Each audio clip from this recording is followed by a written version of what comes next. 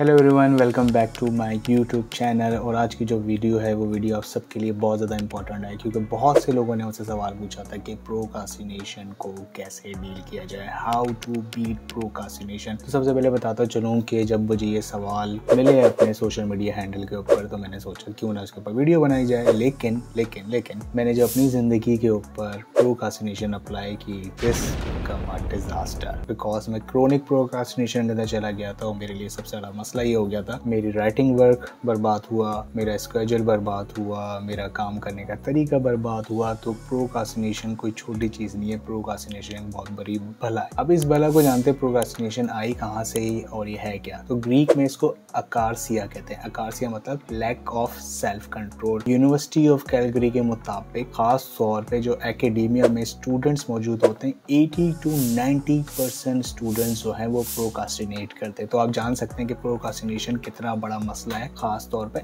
Academia के हवाले से। अब चलते हैं कि प्रोक्रास्टिनेशन ये है क्या, ये आती कहाँ से, हो किस तरह रही होती है, तो इसके बारे में थोड़ा सा हम जानते हैं। डिड यू नो, एटोपिया के मुताबिक इंसान सबसे ज्यादा जो है प्रोक्रास्टिनेशन 80 to 90% अपनी लाइफ के अंदर करता है। मतलब कि मैं और आप अपनी जिंदगी में 80 से 90% दरमियान प्रोक्रास्टिनेशन करते हैं। प्रोक्रास्टिनेशन करने की बहुत सारी वजूहात है, लेकिन इसकी दो चीजें जो मैंने जानी है वो एक होती है कॉन्शियस, एक अनकॉन्शियस। क्योंकि मैंने 6 महीने इसके ऊपर कुछ स्टडी की है। स्टडी के बाद मुझे पता चला बहुत सारी वजूहात। आई रीडेड ऑलमोस्ट 13 to 15 बुक्स। मैंने किताबों की समरी पढ़ी, ऑडियो बुक्स पढ़ी, रिसर्च आर्टिकल्स पढ़े, पाकिस्तान के अपने रिसर्च आर्टिकल्स पढ़े, और इसके बारे में बहुत तहकीक करने के जाने के बाद मुझे प्रोक्रास्टिनेशन के बहुत सारे रीजंस मिले। मीन्स के इतने रीजंस कि मैं खुद ये पागल हो गया था कि इस वीडियो को कैसे समराइज किया जाए, इस वीडियो को कैसे आपके सामने डिस्क्राइब की जाए। सो एक चीज बात को आप समझ लें कि प्रोक्रास्टिनेशन आपके मेरा सिर्फ मसला नहीं है, ये ग्लोबली मसला है, दुनिया के हर शख्स का मसला है। दुनिया के अंदर कोई ऐसा शख्स नहीं है जो प्रोक्रास्टिनेट नहीं करता। तो let's going to the another C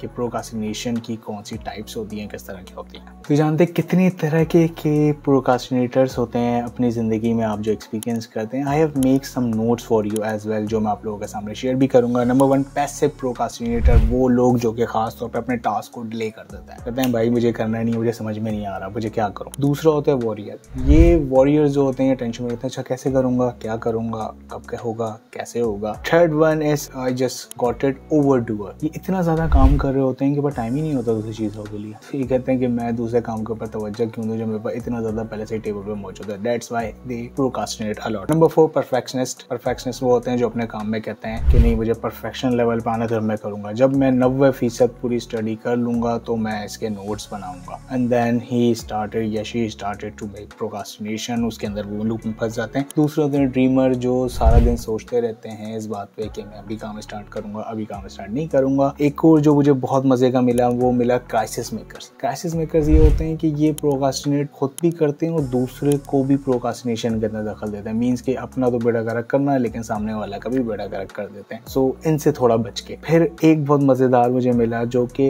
indecisive, जो कि फैसला ही नहीं ले पाते कि इनको करना क्या है। और ये सबसे खतरनाक प्रोक्रास्टिनेशन की एक टाइप है जिसके अंदर आप वो में फंस जाते हैं कि करना क्या है। For example, you are starting a business, you are starting to research, और आप इसी में फंसे हुए, यार मैं रिसर्च करूंगा तो कौन से ब्राउजर पे खोलूं वो आर्टिकल, कौन से लैपटॉप पे खोलूं, कौन सी वेबसाइट होगी, कब पढ़ूंगा, क्या पढ़ूंगा। तो ये डिसीजन लेने में बहुत ज़्यादा मसले मसाइल करते हैं। एक बहुत मशहूर एक स्टडीज़ के बारे में पता चली है जो मैं आपके सामने बताता चलूँ, is a monkey brain. Monkey brain के हवाले से बहुत सारी आपको वीडियोस ही मिल जाएगी। बहुत टेक टॉक इसके ऊपर मशहूर है अबाउट द प्रोक्रास्टिनेशन के हवाले से, जिसमें मंकी ब्रेन के हवाले से बताया गया। इसके हवाले से एक किताब भी है, the chimp paradox, doctor Steve की किताब है। अगर आपको पढ़ने का मौका मिले तो लाजमी इस किताब को पढ़िएगा, बिकॉज इट्स टॉकिंग अबाउट कि हमारे दिमाग में मंकी है जो कि हमें रोक के रखता है जब तक वो टाइम लिमिट क्रॉस नहीं हो जाता या वो डेडलाइन क्रॉस नहीं हो जाती है। उस डेडलाइन क्रॉस होने के बाद उसको याद आता है अच्छा मुझे ये काम करना है। नाउ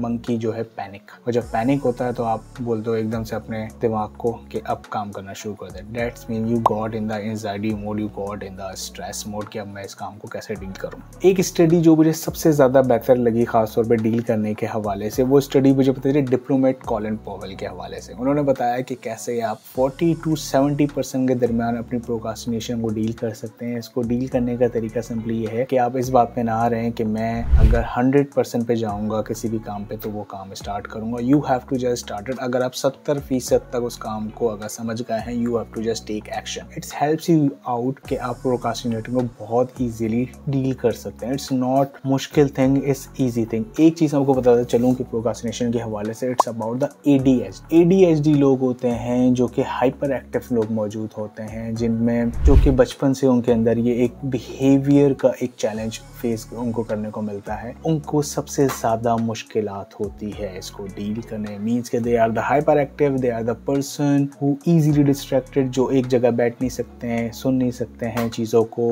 बहुत जल्दी हाइपर एक्टिव रहते हैं। दूसरी चीज देखी गई है GAD, जिसे कहते हैं जनरलाइज एंजाइटी डिसऑर्डर। ये वो लोग हैं जो कि बहुत ज्यादा एंजाइटी में पड़ जाते हैं जब भी इनको कोई काम करने को मिलता है या काम के लिए इनको कहा जाता है, तो ये इस वजह से भी प्रोक्रास्टिनेट करते हैं। कुछ रीजन जो मैंने जाने हैं वो ये भी जाने कि पेन और प्लेजर का बहुत बड़ा गेम है इस प्रोक्रास्टिनेशन के अंदर, कि आप पेन, अगर आपको कोई पेन है और आप उस पेन से भागते हैं, जब आप उस पेन से भागते हैं तो you are started to go procrastinate. और जब आप पेन को नहीं डील करते हैं, it's like a good pain, it's like a dirty pain. Good pain इस तरह का कि भाई मुझे फॉर एग्जांपल मुझे एक जगह जाना है, उस जाने के बाद मुझे एक खाने में बहुत अच्छा कुछ मिलेगा। डर्टी पेन ये है कि मैं उधर जाऊंगा, मुझे काम करूंगा, मुझे कुछ भी नहीं मिलेगा, तो मैं उस जगह से भागूंगा जहाँ से मुझे डर्टी पेन मिलेगा। तो now you have to know कि जो मैं काम कर रहा हूँ उसमें मुझे पेन कौन सा मिल रहा है। You have to channelise your pain. दूसरा प्लेजर, इंसान पेन और प्लेजर के पीछे भागता है, तो वो प्लेजर किस काम में उसको ज्यादा मिल रहा है। For example if I ask you do study, आप स्टडी करें, आप पढ़ें, तो आपके लिए मुश्किल है। लेकिन मैं आपको बोलूँ वही यूट्यूब पे नोट्स के हवाले से आपको वीडियो नहीं देखनी, आपको एक शो देखना है या आपको कोई मूवी देखनी है या कॉमेडी वीडियो देखनी है, then you will start to watching a video, because वहाँ पे आपको प्लेजर मिलेगा, जो वहाँ पे आपका डोपामिन रिलीज होगा। तो दिमाग के अंदर 4 तरह के केमिकल्स होते हैं जो कि बहुत ईजिली आपको डिस्ट्रैक्ट कर रहे होते हैं या आपको अपग्रेड कर रहे होते हैं। तो इसको पहले कहते हैं डोपामिन। डोपामिन आपकी ड्राइव को ऊपर लेके जाता है। मींस कि you feel happy when you uploaded your picture and you get some likes and comments, तो आप इट ऑटोमेटिक आपका डोपामिन रिलीज होता है। दूसरी चीज जो मैंने रिसर्च करके जानी, जो कि दूसरा केमिकल है, इसे कहते हैं ऑक्सीटोसिन। ये ऑक्सीटोसिन जब होता है, जब हम किसी के साथ मिलते हैं, मुलाकात करते हैं, हग करते हैं या फिजिकली टच करते हैं, तो हमारा लव जो हमारे अंदर एक केमिकल होता है उसको ये बढ़ाता है। दूसरा सेरोटीन। सेरोटीन जो है, जब हमारी नींद पूरी होती है, जब हमारा स्लीप साइकिल बेहतर होता है, तो हमारा सेरोटीन बेहतर होता है, हमारा मूड बेहतर होता है। चौथी चीज जो होती है इम्प्रोफिन्स। इम्प्रोफिन्स जो है आपकी स्ट्रेस जो है वो रिड्यूस करता है। तो ये जो 4 केमिकल्स होते हैं आपके ब्रेन के, जब तक ये चारों एक साथ सिंक नहीं हो रहे होंगे, आप याद रखिएगा आप में प्रोक्रास्टिनेट सबसे ज्यादा कर रहे होंगे। दूसरी चीज जो मुझे एक चीज लगी कि इस मॉडल को बहुत आसानी से हल कैसे किया जा सकता है, जो मुझे आसान लगा, जो कि मैं अप्लाई करता हूँ।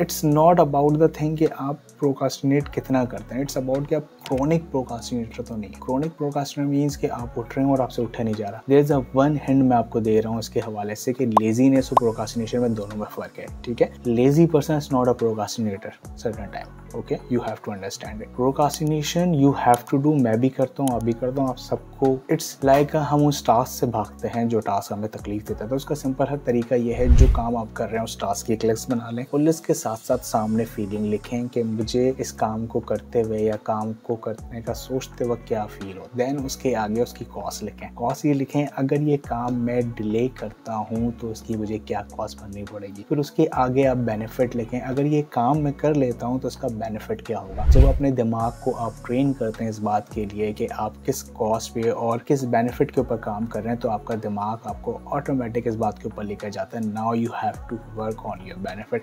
एवरीवन नोज कि सुबह उठ के एक्सरसाइज करनी है, लेकिन हम एक्सरसाइज नहीं करते हैं जब तक हमें उस प्लेजर या पेन तक ना जाना मिल जाए कि मैं उस एक्सरसाइज को किस तरह कर रहा हूँ। तो प्रोक्रास्टिनेशन दूर करने का एक बहुत अच्छा तरीका मेल ब्रोन ने भी बताया था कि आप बैठें, सोचें वो काम करना है और आप काउंट करें 5 तक, 5 4 3 2 1, then action. You have to take action. जितना ज्यादा एक्शन लेंगे उतना कम आप प्रोक्रास्टिनेट करेंगे। It's all about if I see the students lens, मैं स्टूडेंट्स के लेंस से जितना मैंने जाना, और एक मैंने रिसर्च पढ़ी जो कि बहरिया यूनिवर्सिटी के बच्चों ने रिसर्च की थी, और जो पूरा उन्होंने बताया, जब उन्होंने स्टूडेंट से पूछा तो ज्यादातर लोगों ने प्रोक्रास्टिनेशन की वजह बताई बोरिंग लेक्चर्स, अच्छे नोट्स नहीं बना पाए हैं, टीचर्स अच्छे नहीं मिले हैं, या वो जो सब्जेक्ट पढ़ रहे हैं वो उनके इंटरेस्ट का नहीं है, या उनको सिंग करने नहीं आता। ये 4-5 ही वजूहात हैं जो मुझे उस स्टडी एक छोटे से आर्टिकल के अंदर मुझे मिली, और जिससे ही मैंने जाना कि हमारे यहाँ ख़ास तौर पे जो स्टूडेंट्स होते हैं एकेडेमिया के, वो सबसे ज़्यादा सफ़र करते हैं। इट्स नॉट अबाउट पाकिस्तान, अगर आप ग्लोबली उठा के देखें रिसर्च तो उसके अंदर भी ये बताया गया है कि सबसे ज़्यादा स्टूडेंट्स जो है प्रोक्रास्टिनेशन के लूप में फंसते हैं। So you want to daily just make it the string model. String model क्या है? बहुत आसान है। Simply save your time. Save your time, अपना टाइम सेव करें, उसके बाद अपने आप को टाइम दें। थर्ड, इग्नोर थिंग, चीज़ों को इग्नोर कर दें आसपास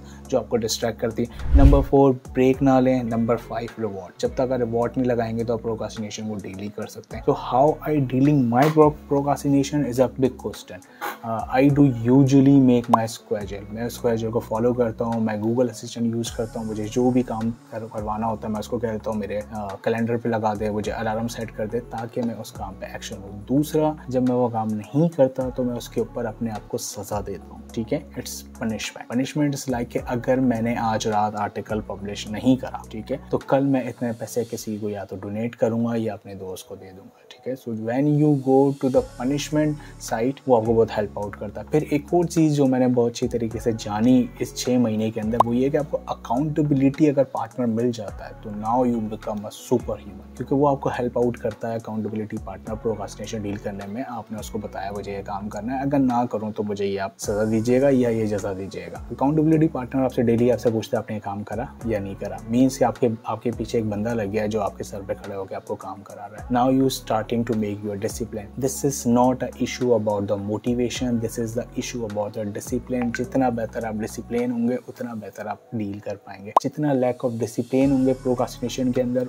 उतना ही आप प्रोक्रास्टिनेशन फेस करेंगे। So if I conclude this video, it's not about how we see या perceive procrastination, this is all about how we deal. So starting your day with a good gratitude meditation, जितना बेहतर दिमाग में input होगा उतना बेहतर output होगा। साथ ही साथ स्केड्यूल बनाएं, उस पर काम करें। दूसरा, I shared as well the time box technique जो आपको हेल्प आउट करती है टाइम बॉक्सिंग करने में। मीन्स के जो काम है हर 30 मिनट बाद आपको ब्रेक लेना है और 3 टास्क के ऊपर काम करना है। And you can start one thing more is about the reflection, कि दिन के अंदर एक बड़ा टास्क है जो आपको हेल्प आउट करता है रिफ्लेक्ट करने में। तो this is from my side कि आप प्रोक्रास्टिनेशन कैसे डील कर सकते हैं। Thank you.